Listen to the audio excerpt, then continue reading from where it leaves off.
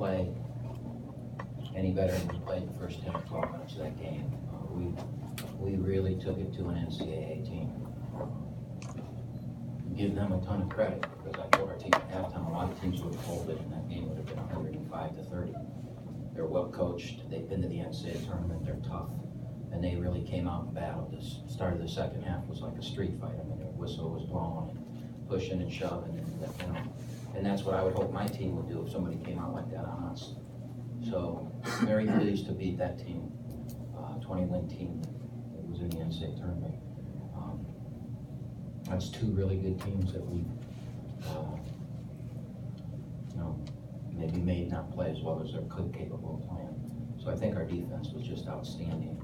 Very concerned. People asked me at the beginning of the year what's the biggest concern about this team, and I said rebounding. And that's what this team out-rebounded St. John's the other day. At St. John's 15 or 6 games. And if you watch the game, they just dominated. And we ended up out-rebounding them by 6. I can't be any more pleased with the start. We got a 4-game road trip now. We got to prepare for Toledo. We're beat up, we're shorthanded. He played with a bad ankle. We didn't even know if he was going to play until pregame. And then obviously Kendrick twisted his, and so we won't know what will happen to him during the week, whether he can play or not. It doesn't matter. This team's deep. We proved that tonight, and we're tough. We can really talk. Questions for student athletes? Isaiah, what about that when it turns into a street fight like Coach was talking about? You all right with that? Oh yeah, I'm fine with that. Honestly, just. I thought you were over here. But just as long as everybody has each other's back, we can really beat anyone. Honestly. So. What about you, Martez? You like that when it turns into the street fight out there? That's my type of game right there, man. I love playing the type of battles. Coach been challenging us in practice all week and telling us it's going to be a battle and they're going to fight us. And like he said, they came out and did what we did, but we answered. So. Did you get that? I'm not quite sure I got it, but what would you say? You did what we did, but what? I said we answered. Martez, has Nunn's presence taken some of the pressure off of you from behind the arc? Oh, definitely. Yeah, definitely. When he get pain and drive and kick it out to me, it's a one-on-one situation with me. So definitely, his presence has been felt, with his team and giving me open shots. Martez, obviously when you came here, you had 2 other doughboys with you, Kay and Sharon. Now you're the last one left. You're the last of the Mohicans, so to speak. Has it sunk in yet with this being your final season, or are you just trying to enjoy every moment? Yeah, I'm just trying to enjoy every moment and accomplish something this year. Coach been, on our back in practice telling us we haven't won a game in the Horizon League. So that's my goal this year, just to get wins in Horizon League when it's time to win. Horizon League tournament, and go from there.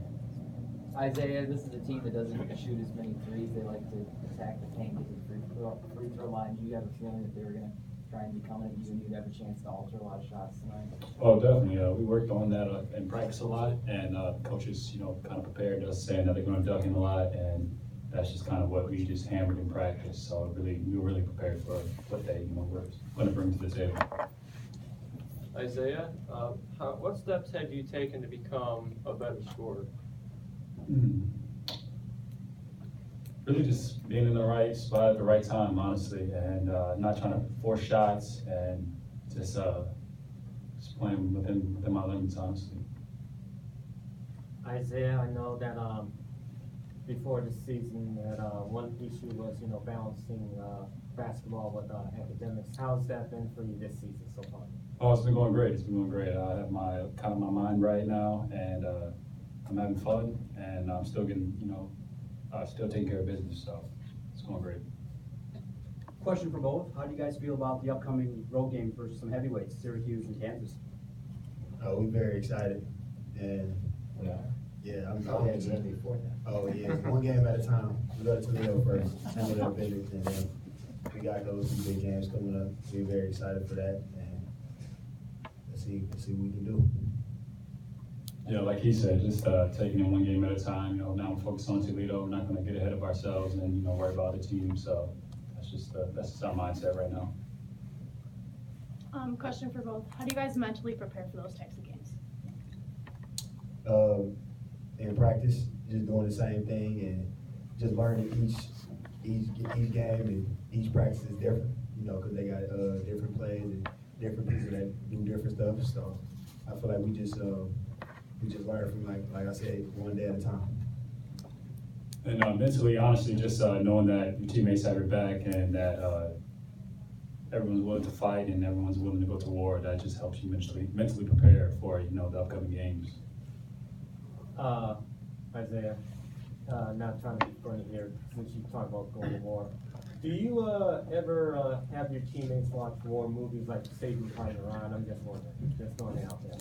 No, I don't. I've been around 40 years, I've never heard a question like that.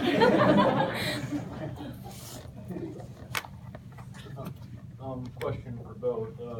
You guys got a big early tonight. How do you, like, sometimes teams may have a tendency to kind of, you know, ease off the gas a little, and you guys, you know, kept them pretty much maintain that lead. How do you, like, mentally prepare for that? We just execute, like I said, listen to what coach is asking us and just go out there and do what we can do. Yeah, and halftime, you know, the coach tell us, like, because really the score starts at 0-0 at halftime, and, you know, just maintaining that energy and just going out there focused. So. Martez, have you seen your training angry philosophy help you in games? Oh yeah, I love that. It's a new thing around here, and coach keep, you know, telling us to dwell on that. So we keep that with us, and we've been working hard as we can to be the best we can be this year. Any more questions for the student athletes? Thanks, guys.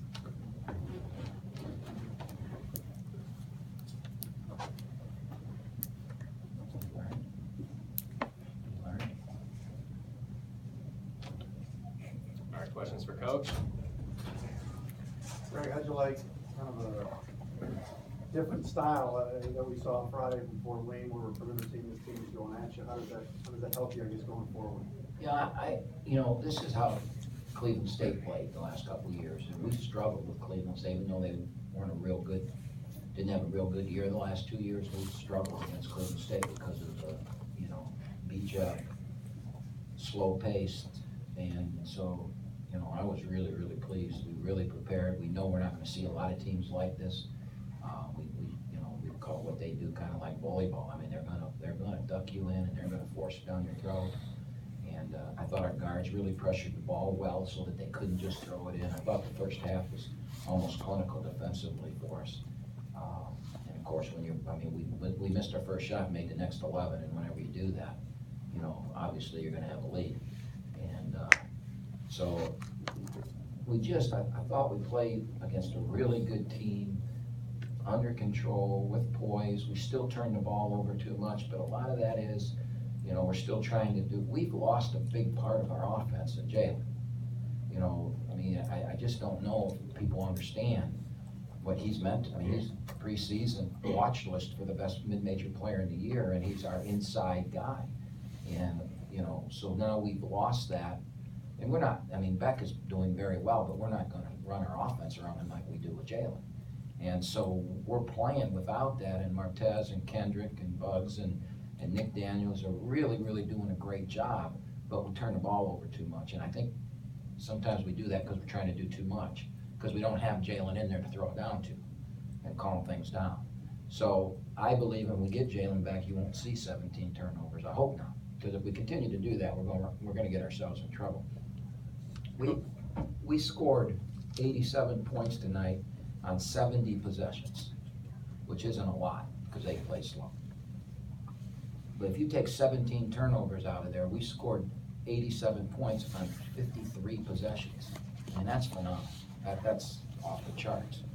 So every time you have a turnover, that takes a possession away that you can score. So you want to turn the ball over at about, if you can turn the ball over at about 14 or 12%, you're going to be very good on offense. Okay. We turned it over tonight. I got to see the number. Anybody with a calculator can do it. 17 out of 70. You know, that's 25% at least, isn't it? My math skills aren't that good. Someone's got a calculator, figure that out. 17 out of 7%. It's like 23%. 23. Yeah, so I mean, that's like you've got when you were 8 years old, your mom gave you $1 to go into the store and get something, and as you went in, you took 23 cents and threw it away. You wouldn't do that, right? Coach Camp, how are you helping Neely to improve his court awareness? Screaming at him every time he makes a mistake. We're really good at that. His court awareness is good. It's his positioning on the floor. He just still doesn't understand. And again, he's not played with Kendrick very long. And Kendrick's a special player, but he's got to receive the ball in the right spots. And Braylon's struggling with that right now. But then you look at his stats, and he had 7 assists in 1 tournament. You know, so I'm yelling at him. But then I look at his stats, you know, maybe he's not as doing as bad as I think. So I'll look at the film, and we'll bring him in, and he'll see the film, and I'll tell show him this is why you're getting yelled at. You know, here's the 3-point line, and you're trying to throw a pass from 10 feet behind it, which gives athletes like they have a chance to jump lanes.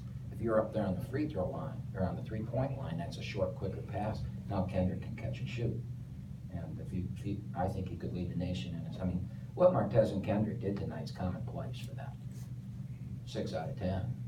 You get open looks, and that 6 out of 10 for them, they can do that a lot. In fact, there's going to be nights that Kendrick is 10 for 12 from the 3.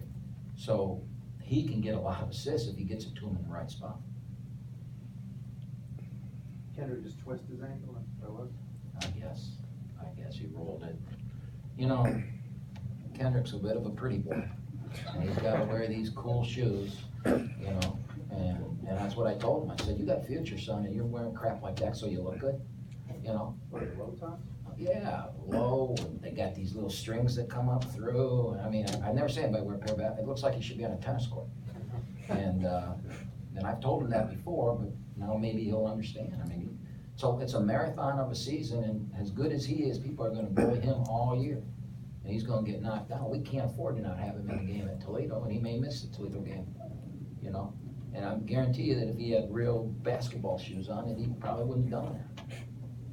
But this, you know, I mean, Kobe wears those, or not Kobe anymore, but Curry, I guess. You know, and they all look at that crap, and everybody wants to emulate that. Season's too short for that. You gotta take care of yourself. You gotta take care of your hands and your feet if you're an athlete. Nothing in the world that you can do to you. Your hands and your feet are so important. If I can ask Coach, where is Brad Preston in his recovery? He had a really good appointment the other day. It went really well. The screw looked good. He's got 2, well, as of last week, he had 3 more weeks on crutches. And then he comes off the crutches in 3 weeks, and then it'll probably be 3 to 4 weeks in the boot. And then they'll take him out, and as soon as he can play, he'll play. I'm hoping to have him back at the first of the year. We need him. Although, I will tell you this, Palmer really played well tonight. Palmer really gave us great minutes off the bench tonight. He's growing and getting better every time he plays.